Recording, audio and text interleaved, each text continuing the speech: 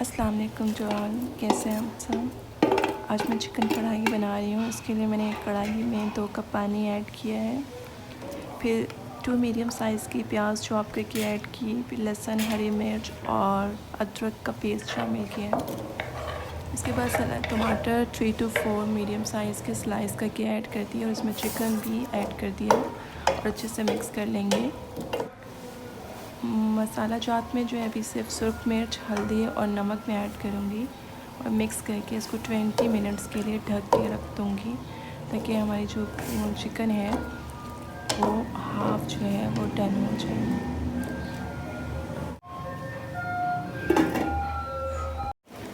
After 20 minutes پانی جو ہے وہ کچھ ڈرائی ہو چکا ہے اور جو بوٹیاں ہیں وہ بھی 60% جو ہیں وہ گل چکی ہیں، تو ہم اس میں 3 ٹیبل اسپون آئل شامل کریں گے، مکس کریں گے، ہلکے ہاتھوں سے مکس کریں گے تاکہ بوٹیاں جو ہیں وہ ٹوٹے نہیں۔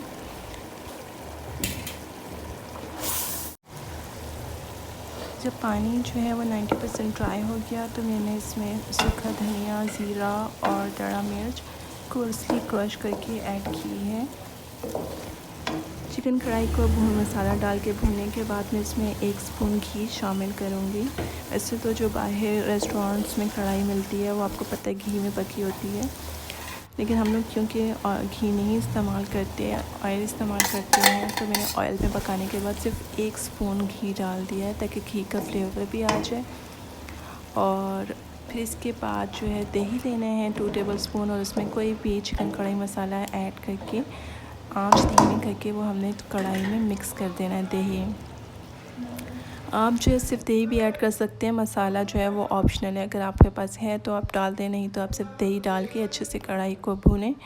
اور جب اس اسٹیج پہ پانی ڈرائی ہو جائے اور آئل اس طرح سے دکھنے لگ جائے تو اس کا مطلب ہے ہماری کڑھائی جو ہے وہ ریڈی ہے۔ اس کے بعد ہم جولین کٹ کی ہوئی ادرک اس پہ ڈال دیں گے اور ہری مرچیں۔ سو دس از the final look of our chicken کڑھائی۔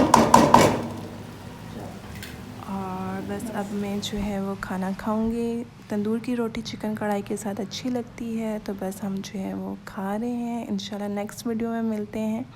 ویڈیو آپ کو پسند آئے تو لائک کر دیجیے گا، چینل کو سبسکرائب کر دیجیے گا۔ اللہ حافظ۔